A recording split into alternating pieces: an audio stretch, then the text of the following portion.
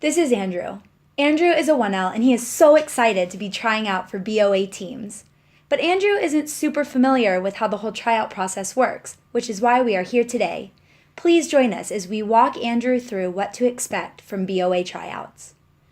First, Andrew is going to attend an AES session that will be held about 2 weeks before tryouts. In this session, he will get a chance to hear from all of the coaches about their different teams.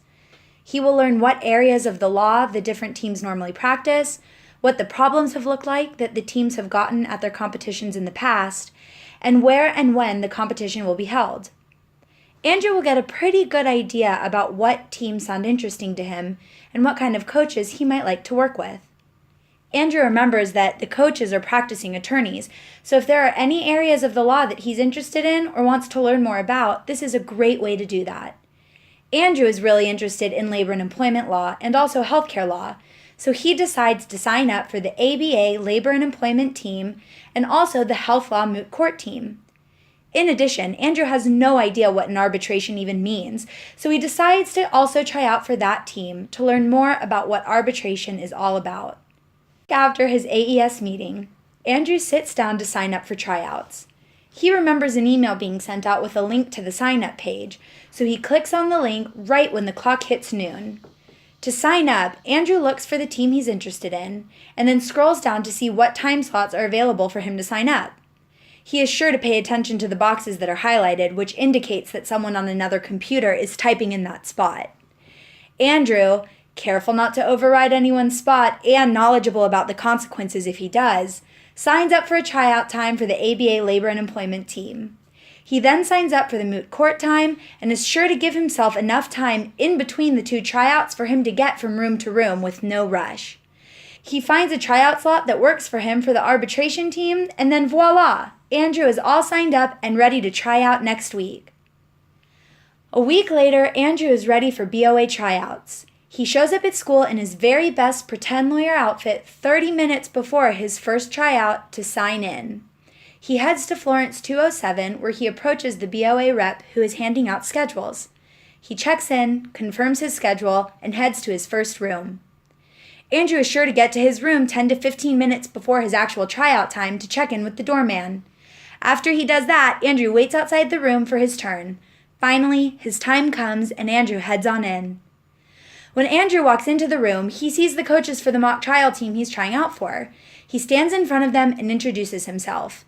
The coaches let Andrew know when they are ready, and Andrew begins the 3-minute opening argument that he has prepared for his mock trial tryout. The coaches stop him after about a minute, but Andrew is expecting this. He knows they are not being rude, they just want to make sure they have time to get to know him. The coaches talk to Andrew a little bit, and they tell him about their team and ask him about his interests. The coaches may or may not tell Andrew certain things like how many people they're expecting to take, or whether they're looking for rising 2Ls or rising 3Ls. These are things that Andrew is definitely allowed to ask the coaches about, and he should. These will be good things to know when it's time for him to rank his team preferences. After they chat, the coaches may thank Andrew for his time and send him off to his next tryout. The coaches might also tell Andrew to come back after his last tryout to have a follow-up conversation with them if they think they might have a spot for Andrew, but still have more students and tryouts to see. If the coaches want to let Andrew know that he definitely has a spot on their team, they will hand Andrew a colored card. This lets Andrew know that he definitely has a spot on the team if he wants it. Either way, Andrew thanks the coaches and leaves the room to go to his next tryout. Once Andrew is done with all of his tryouts, he goes to Florence 201 to rank his preferences for the teams he has tried out for. While deciding what order to rank the teams in, Andrew takes a few factors into consideration. First, Andrew thinks about whether he liked the performance he did for the mock, moot, or arbitration tryout better. He thinks about the coaches and how well he thinks he would be able to work with them. He also thinks about what the coaches might have told him about how many people they are able to take and what classes they are looking for. Since Andrew is a 1L, he decides he will not rank the moot court team as number 1 since they told Andrew that they are planning to take mostly rising 3Ls. Andrew really liked the arbitration coach, but she told Andrew that 3 of the 5 spots on her team were already taken for returning students who were on her team last year.